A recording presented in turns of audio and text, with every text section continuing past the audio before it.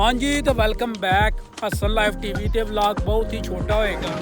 सारे मुंडियां नूं लैके ना मुहम्मद नूं माज नूं इर्तजा नूं ते एहसन नूं जरा ना लैके शेरे नूं लैके असीं आए सां अपना नहर बंद होई सी पूरे पहाड़ां दे नाल चस लै रहे हैं चस लै रहे हो लो जी चस लै रहे हैं असीं बेहतरीन किस्म दी बेहतरीन छोटा जिहा व्लॉग होएगा बहुत ही छोटा जिहा व्लॉग होएगा मैक्स टू मैक्स 3 मिनट जावेगा पर चसादार व्लॉग होएगा।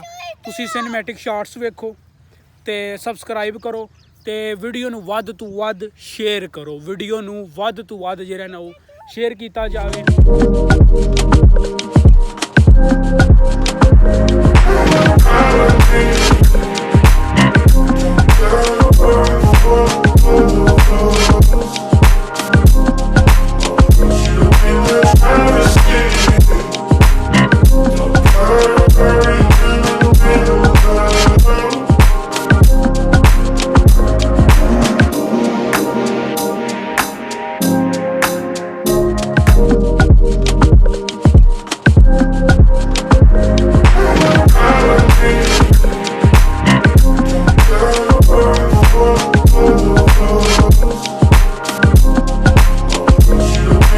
गड्डी साडी ऐ खलोती है ठीक है तो गड्डी इत्थूं चढ़ाई तो बड़ी मुश्किल लाई है। तू टेंशन ये वे कि उतां किवें चाढ़नी है बस होर कोई टेंशन नहीं है।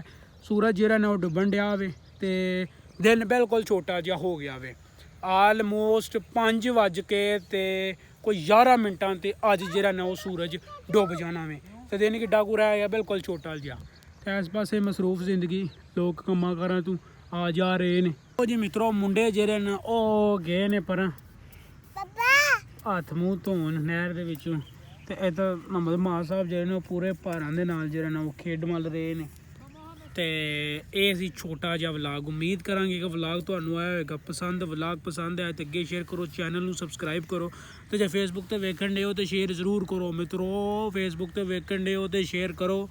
ते इधर माज जेह्ड़ा ना ओह पूरे पहाड़ां दे नाल जेह्ड़ा ना ओह खेडन लग्गा वे।